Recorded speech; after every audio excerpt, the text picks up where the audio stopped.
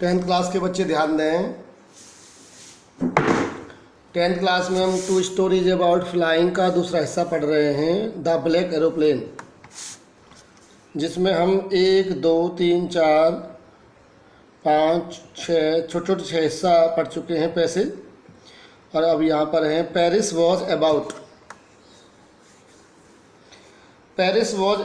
150 kilometres behind me.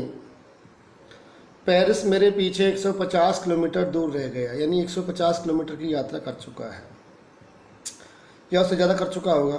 When I सा the clouds, तभी मुझे बादल दिखाई दिए आसमान में। स्टॉर्म क्लाउड्स, तूफान के बादल थे। दे वर वेरी ह्यूज, ये बहुत बड़े बड़े बादल थे। They looked like black mountains standing in front of me across the sky. ये ब्लैक माउंटेन जैसे प्रतीत होते थे और जैसे कि मेरे सामने खड़े हो गए हों आसमान में आर पार। I know I could not fly up and over them.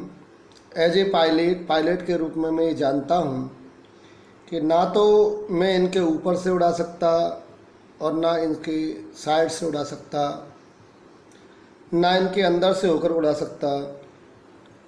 And I did not have enough fuel to fly around them to the north और साउथ। और मैं ये भी जानता था कि मेरे पास इतना फ्यूल नहीं बचा है, इतना ईंधन नहीं बचा है जहाज में कि मैं इनसे बचकर इस साइड से या इस साइड से, नॉर्थ से या साउथ से निकल जाऊं साइड लेके। इतना भी मेरे पास ईंधन नहीं है और बादलों के अंदर से जाया नहीं जा सकता, तो बड़ी कन्फ्यूजन है, मुसीबत है। I ought to go back to Paris I thought, मैंने सोचा ऐसे तो अच्छा मैं पेरिस ही वापस चला जाऊं जहाँ से मैंने उड़ान भरी थी। But I wanted to get home, लेकिन मेरे अंदर इच्छा थी कि मैं घर चला जाऊं, घर जाने का मन था। आई वॉन्टेड दैट ब्रेकफास्ट, मुझे उस ब्रेकफास्ट, फैमिली ब्रेकफास्ट, घर पर मिलने वाले नाश्ते की तीव्र इच्छा थी। आई शैल टेक रिस्क, मैं रिस्क लूँगा। आई थॉट, मैंने सोचा या तय किया। And flu that old Dakota state into the storm, और अपने इस काफ़ी पुराने डकोटा एरोप्लेन को उड़ा दिया सीधा ही तूफान में से होकर, बीच में से ही। जब उड़ा दिया तो क्या हुआ? इनसाइड द क्लाउड्स, बादलों के अंदर, एवरीथिंग वॉज सडनली ब्लैक, सब कुछ काला काला प्रतीत होने लगा, हो गया। It was impossible to anything outside the aeroplane, aeroplane के बाहर कुछ भी देखना असंभव था, इतना ब्लैक था clouds. The old aeroplane jumped and twisted in the air, पुराना ये एरोप्लेन जंप किए जा रहा था और इधर उधर मुड़ता जा रहा था हवा में। I looked at the compass, मैंने कंपास की तरफ देखा, यंत्र की तरफ देखा जो लगा रहता है एरोप्लेन में, compass.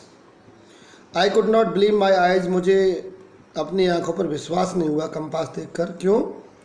The compass was turning round and round and round, बहुत तेज तेज तेज घूम रहा था। इट वॉज डेड, इसने काम करना बंद कर दिया था, डेड हो गया था। इट वुड नॉट वर्क, ये काम नहीं कर रहा था।